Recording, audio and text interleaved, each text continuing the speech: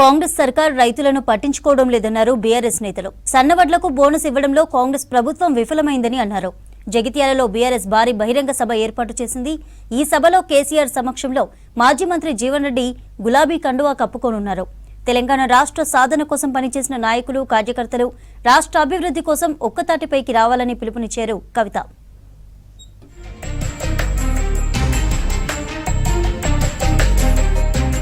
కాంగ్రెస్ సర్కార్ రైతులను పట్టించుకోవడం లేదన్నారు మాజీ మంత్రి హరీష్ రావు. రాహుల్, రేవంత్ రెడ్డి కలిసి తెలంగాణ సంపదను దోచుకుంటున్నారని ఆరోపించారు. ఇంకా 60% రుణమాఫీ అమలు కాలేదన్నారు. సన్నవడ్లకు బోనస్ ఇవ్వడంలో కాంగ్రెస్ ప్రభుత్వం విఫలమైందన్నారు. నల్గొండలో మిల్లర్ల దగ్గర మంత్రులు డబ్బులు తీసుకుంటున్నారని ఆరోపించారు. నల్గొండ జిల్లా గుర్రంపోడులో బీఆర్ఎస్ కార్యకర్తల సమావేశంలో పాల్గొన్నారు హరీష్. ఈ వడ్ల బీట్ల సంచికి 2 కిలోలు తరగట్టున్నారట, క్వింటల్కు 5 కిలోలు తరుగు పెడుతున్నారు. అంటే బీట్ల 5 కిలోలు తరుగు, రైస్ మిల్ కారిపోతే మళ్ళీ 2 కిలోలు తరుగు. అంటే ఒక క్వింటాల్ మీద 7 కిలోల తరుగు పెడుతున్నారు, గోస పెడుతున్నారు అని చెప్పి ఆయన చెప్తా ఉన్నాడు.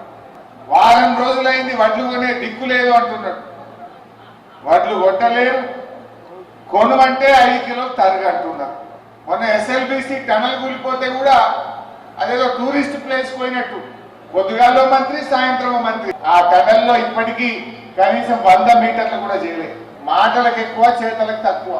వేములవాడ నియోజకవర్గం అగ్రహారానికి చెందిన ప్రముఖ ఉద్యమకారురాలు తెలంగాణ సత్తెమ్మ మృతి పట్ల బీఆర్ఎస్ వర్కింగ్ ప్రెసిడెంట్ కేటీఆర్ సంతాపం తెలిపారు. ఆమె పార్థివ దేహానికి నివాళులర్పించారు. అంత్యక్రియల్లో పాల్గొని సత్తెమ్మ పాడమోశారు కేటీఆర్. తెలంగాణ మలిదశ ఉద్యమంలో సత్తెమ్మ చురుకైన పాత్ర పోషించారని గుర్తు చేశారు కేటీఆర్. స్వరాష్ట్ర సాధన కోసం సత్తెమ్మ చేసిన పోరాటం, ఆమె అంకిత భావం నేటి యువతకు స్ఫూర్తిదాయకమన్నారు.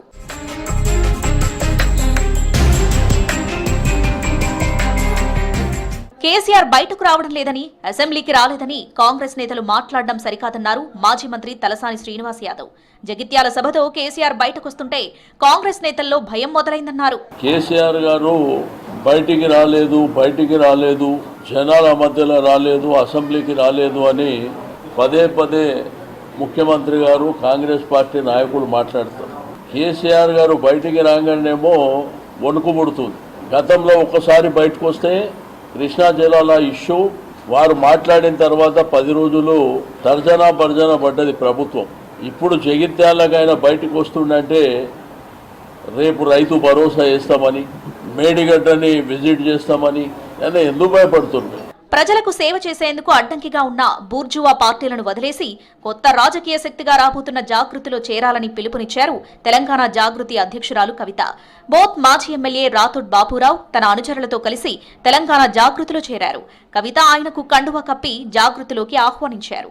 తెలంగాణ రాష్ట్ర సాధన కోసం పనిచేసిన నాయకులంతా ఇప్పుడు తెలంగాణ అభివృద్ధి కోసం ఒక్కతాటిపైకి రావాలని పిలుపునిచ్చారు కవిత. ప్రజాసేవ చేసేటటువంటి అవకాశం తప్పకుండా మీకు వస్తుంది. దాని ప్రకారమే అక్కడ ఉండేటటువంటి ప్రజలందరినీ కూడా కళ్ళలో పెట్టుకొని కాపాడే విధంగా పని చేసుకుందామనే ఉద్దేశంతో ప్రారంభిస్తున్న పార్టీని ఇవాళ మీ రాకతోని మరింత బలోపేతం చేశారని చెప్పి తెలియజేస్తూ, మరి ఈ ఒరవడిని కొనసాగించాలి. ఉద్యమకారులందరూ కూడా ఏకీకరణ జరుగుతున్న విషయాన్ని రాష్ట్ర వ్యాప్తంగా ఉన్నటువంటి తెలంగాణ వాదులందరూ కూడా గమనిస్తూ ఉన్నారు. ఇవాళంతా ఉద్యమకారులు ఒక్కటి కావడం చాలా సంతోషం. రేపు జగిత్యాలలో బీఆర్ఎస్ భారీ సభ ఏర్పాటు చేసింది. ఈ సభలోనే కేసీఆర్ సమక్షంలో మాజీ మంత్రి జీవన్ రెడ్డి బీఆర్ఎస్ కండువా కప్పుకోనున్నారు. బీఆర్ఎస్ సభ కోసం భారీ ఏర్పాట్లు చేశారు ఆ పార్టీ నేతలు.